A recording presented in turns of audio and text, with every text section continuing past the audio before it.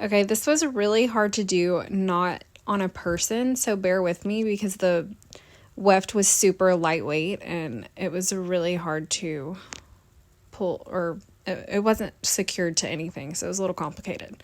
But I just start at the back of the bead and tie off a knot with that string. And you want to make sure that one side of your string is quite a bit longer than the other.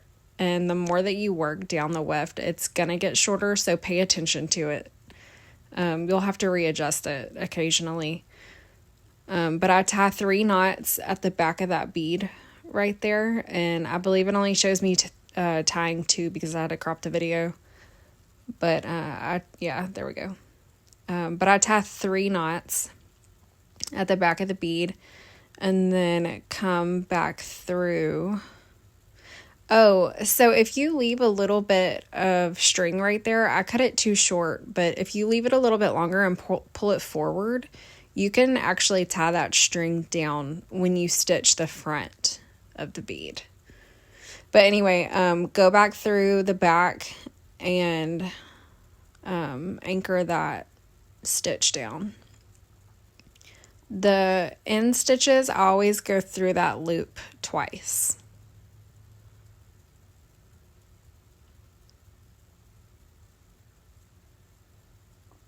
I've noticed that knot is kind of like, it's more of just like a twist, but when you go through it twice, it actually knots it. And then I go through the front of the bead, and that's where I was saying if you leave that string a little bit longer, you can tie it down. That way it doesn't stick up in their hair. And then I'm going to go through twice on that one as well. I really probably don't do near as many knots and stitches on the anchors because it gets really bulky, and I've never had any problems. None of their wefts have ever come loose or anything.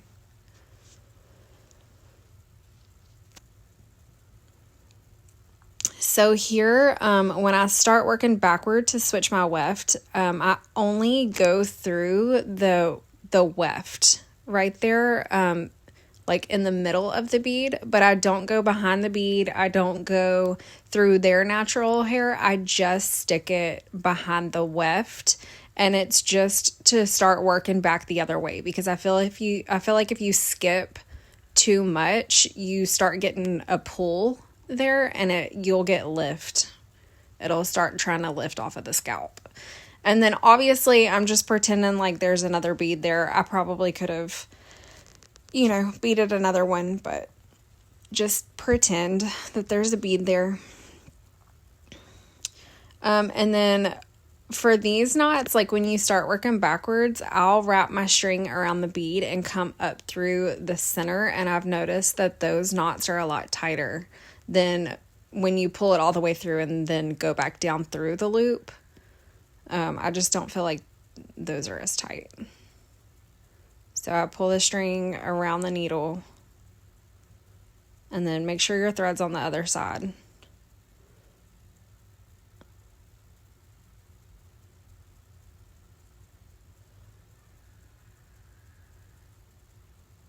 And you can see it come up through and tie a knot.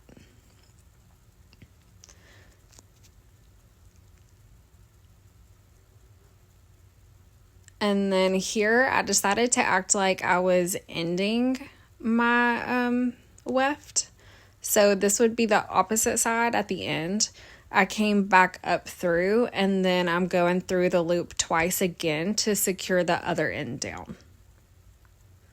And then I'm going to go back through the middle again like I did at the beginning. Like behind the middle of the bead, but just behind the weft. Sorry, it got a little knotted. I had to untangle. And I'll push the thread down tight too with those loop knots like that. Sometimes they get twisted and they don't want to pull tight, so just push them down.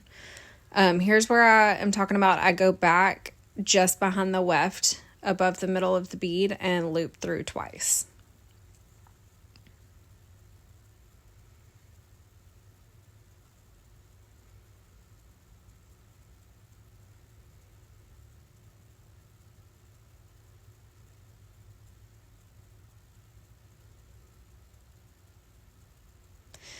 And then I go just behind the thread itself on that last stitch and tie the thread off to itself.